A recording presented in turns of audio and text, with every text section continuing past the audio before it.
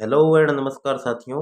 मैं आपका साथी रजत खदरिया आज फिर से हाजिर हुआ हूँ आप सभी के सामने। मैं आप सभी का स्वागत करता हूँ रजत खदरिया के यूट्यूब के डिजिटल मंच पे। आप सभी का हार्दिक स्वागत, अभिनंदन। आज फिर से हाजिर हुआ हूँ आपके समक्ष एक नई केस लो नई कहानी के साथ। इस कहानी को शुरू करने से पहले मैं आप सभी को सबसे पहले तो गणतंत्रता दिवस की हार्दिक शुभकामनाएं और अभिनंदन करता हूँ। और दूसरा दूसरा इस कहानी को शुरू करने से पहले दो पंक्तियां आपके समक्ष बोलना चाहूँगा। वो ये है कि बदल जाओ वक्त के साथ या वक्त बदलना सीखो, मजबूरियों को मत कोसो, हर हाल में चलना सीखो। मजबूरियों को मत कोसो, हर हाल में चलना सीखो। इस केस के बारे में हम जानेंगे कि इस केस की भूमिका क्या थी, इस केस के फैक्ट क्या थे, इसमें कोर्ट ने क्या गाइडलाइन जारी की और इसके अंतर्गत विधि के कौन कौन से सिद्धांत प्रतिपादित होते हैं।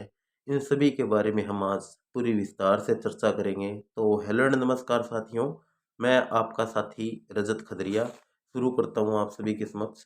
इस केस की भूमिका क्या थी, ये जो भूमिका है वो यह मामला मुख्य रूप से कारागृह में बंदी महिलाओं को मूलभूत सुविधाएं उपलब्ध कराने से संबंधित है और इसमें विधि व्यवसाय तथा निशुल्क विधिक सहायता का प्रश्न भी अंतर्वलित था। यानी इसके अंतर्गत संविधान का आर्टिकल 22 तथा आर्टिकल 39A से ये संबंधित है। ये पूरा का पूरा केस जो है, इस केस के फैक्ट क्या थे कि शीला बरसे एक पिटिशनर महिला पत्रकार थे। उसके द्वारा बम्बई सेंट्रल जेल में बंद कैदियों के से वार्तालाप और साक्षात्कार साक्षात्कार करने के लिए पुलिस महानिरीक्षक और जेल से अनुमति चाहिए। और जो उसने परमिशन मांगी थी वह परमिशन उसकी ग्रांट भी उसके द्वारा कर ली गई थी।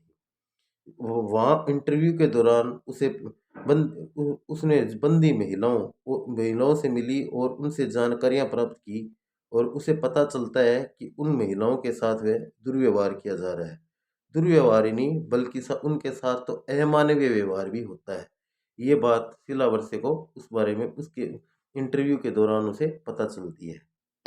इस पर शीला वर्षे सुप्रीम कोर्ट में एक पीआईएल दायर करती है कि जो जेल पीआईएल दायर करती है और उसने उसमें इसके अंतर्गत सुप्रीम कोर्ट में ग्राउंड करती है कि जो जेल कारागृह की दशा तथा उसमें बंदी महिलाओं के साथ जो अमानवीय व्यवहार किया जा रहा है ना, उसको अवगत करवाया सबसे पहले तो उसने। और कोर्ट तो पीआईएल के याचिका को प्रस्तुत होने पर सुप्रीम कोर्ट ने डॉक्टर AR देसाई को बम्बई सेंट्रल जेल का निरीक्षण करने के लिए निरीक्षण कर विस्तृत रिपोर्ट पेश करने के निर्देश दिए। तो डॉक्टर देसाई ने जेल का निरीक्षण किया, रिपोर्ट प्रस्तुत की गई और रिपोर्ट में इस बात को स्वीकार किया गया कि जेल में महिला बंदियों के साथ अमानवीय व्यवहार किया जा रहा है। और तब कोर्ट ने जो निर्णय दिया और जो गाइडलाइन जारी की वो बहुत ही बिल्कुल बिल्कुल स्वागत योग्य निर्णय है। वो ये था कि दोनों पक्षकार की सुनवाई के अवसर के प्रदान करने पर तथा डॉक्टर AR देसाई की रिपोर्ट का अवलोकन करने के पश्चात सुप्रीम कोर्ट द्वारा कुछ निर्देश इस प्रकार जारी किए गए। वो ये थे, कोर्ट ने कहा जो भी व्यक्ति निर्धन है या अर्थाभाव के कारण अपनी प्रतिरक्षा करने में असमर्थ है तो राज्य उसको निशुल्क विधिक सहायता प्रदान करे। ये हमारे संविधान का आर्टिकल 39(1) है। वो इस बारे में बताता है। दूसरा दूसरा उसने ग्राउंड किया कि कारागृह में बंदी व्यक्तियों को उनके वैधानिक और संवैधानिक अधिकारों की जानकारी दी जानी चाहिए ताकि वह अपना बचाव कर सके और अमानवीय अधिकारों से मुक्ति भी प्राप्त करने के लिए अपेक्षित है। ये भी हमारा आर्टिकल 22 है। इसके बारे में ये हम आर्टिकल 22 के तहत देश के प्रत्येक नागरिक को ऐसा फंडामेंटल राइट है। तीसरी उसने बात कही, वो ये कही गाइडलाइन की जारी की, तो वही की पुलिस तथा कारागृह में अभिरक्षा में कि पुलिस कस्टडी के अंदर जो व्यक्ति होता है उसको किसी भी प्रकार की यातना दी जाती है तो यातना दी जाने से पहले उसका मेडिकल एग्जामिनेशन होना चाहिए। ये सीआरपीसी का सेक्शन 54 में प्रोविजन है। तो चौथी बात उन्होंने ग्राउंड की वो ये की कि एडवोकेट को निशुल्क विधिक सहायता की स्कीम के अंतर्गत कार्य करने के लिए आज्ञा आना चाहिए और उनकी ये ड्यूटी है कि निर्धन व्यक्तियों की वह सहायता निर्धन व्यक्तियों की वह सहायता करे, उसका शोषण नहीं करे, उनको इसके लिए उन्होंने कहा। और पांचवी बात उन्होंने की, जो भी एडवोकेट इस तरीके का मिसकंडक्ट करेगा, इस प्रकार के अपने प्रोफेशनल मिसकंडक्ट का दोषी पाया जाता है, तो उसको बार काउंसिल के विरुद्ध समुचित कार्रवाई की जानी चाहिए। छठी बात उन्होंने की, जो विधि व्यवसाय है, लो का लो का व्यवसाय है, वे समाज पवित्र व्यवसाय है, ये प्रतिष्ठा और विश्वास का व्यवसाय है। एडवोकेट समाज का ही अंग है। अधिवक्ता को समाज सेवा के क्षेत्र में आगे आना चाहिए और समाज के कमजोर वर्ग को सेवा करना तथा करना और उनका कर्तव्य है, तथा शोषण करना उसका विश्वास एवं ब्रीच ऑफ ट्रस्ट माना जाएगा। मतलब, और पांचवी छठ छठ सातवीं महत्वपूर्ण बात उन्होंने कही कि लोकतंत्र की सुरक्षा इसी विश्वास में सन्निहित है। और सुप्रीम कोर्ट ने उपरोक्त गाइडलाइन के अनुसार पुलिस महानिरीक्षक को भी इसमें कुछ निर्देश दिए थे। वो ये निर्देश दिए कि जो महिला बंदी की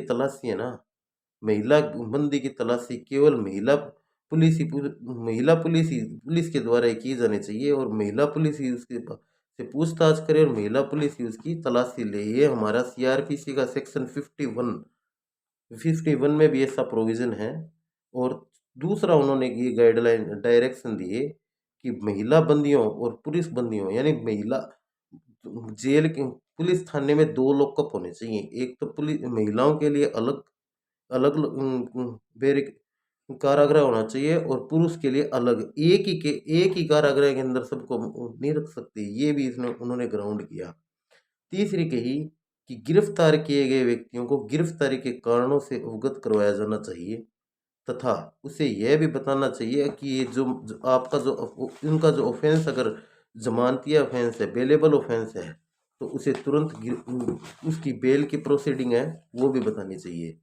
चौथी बात उन्होंने जो पुलिस डिपार्टमेंट को निर्देश जारी किए, डायरेक्शन गाइडलाइन दी, तो वो ये थी कि जब किसी व्यक्ति को गिरफ्तारी के बाद पुलिस या जुडिशियल कस्टडी में रखा जाता है, तो उसकी सूचना विधिक सहायता समिति को दी जानी चाहिए, ताकि निःशुल्क विधिक सहायता उपलब्ध कराई जा सके। ठीक है। और पांचवी उन्होंने जो डायरेक्शन दी वो ये दी कि जिला न्यायाधीश अथवा मजिस्ट्रेट समय समय पर जेलों का निरीक्षण करें, ताकि यह सुनिश्चित किया जा सके कि वे कोई भी कि उनमें बंदी के व्यक्तियों के साथ अमानवीय व्यवहार तो नहीं किया जा रहा।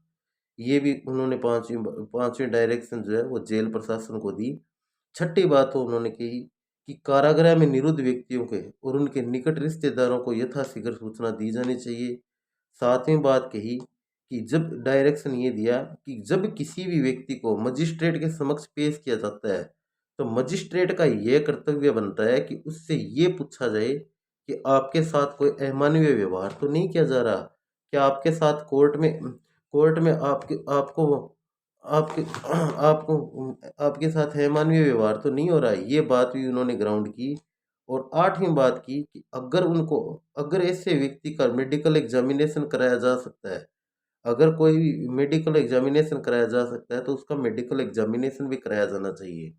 ये भी बात सुप्रीम कोर्ट ने संबंधित संबंधित संबंधित पुलिस विभाग तथा संबंधित न्यायालयों को ये निर्देश जारी किए। और इसके अंदर विधि के कौन कौन से सिद्धांत प्रतिपादित होते हैं, तो उसमें पहला सिद्धांत, इसमें 4 विधि के सिद्धांत प्रतिपादित होते हैं। पहला सिद्धांत तो ये प्रतिपादित होता है कि विधि का जो व्यवसाय होता है एक प्रतिष्ठित व्यवसाय है। विधि व्यवसाय में समाज के कमजोर वर्ग की सहायता करने के लिए हमेशा तत्पर रहना चाहिए। दूसरा, निर्धन बंदियों को विधिक सहायता उपलब्ध कराई जानी चाहिए। आर्टिकल 39A का जो प्रोविजन आया था वो इसी केस के तहत आया था। तीसरा, पुलिस अभिरक्षा में किसी भी व्यक्ति को यातना दी जाने की शिकायत दी जाती है, तो उसका तुरंत मेडिकल एग्जामिनेशन होना चाहिए।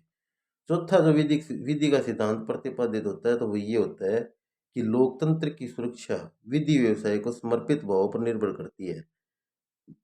ये थे विधि के सिद्धांत। ये था Silla versus state of Maharashtra, EIR 1988, SC 378। तो कैसी लगी ये कहानी? तो कैसी लगी? तो मेरी यदि ये कहानी बड़ी अच्छी लगी तो मेरी वीडियो को लाइक करें, चैनल को सब्सक्राइब करें, और यदि आपके मन में कोई क्वेश्चन हो तो आप नीचे कमेंट बॉक्स में आप पूछ सकते हैं। तो थैंक यू सो मच। मिलते हैं फिर नेक्स्ट वीडियो में। इस तब तक के लिए खुश रहिए, स्वस्थ रहिए और हंसते रहिए। जय हिंद।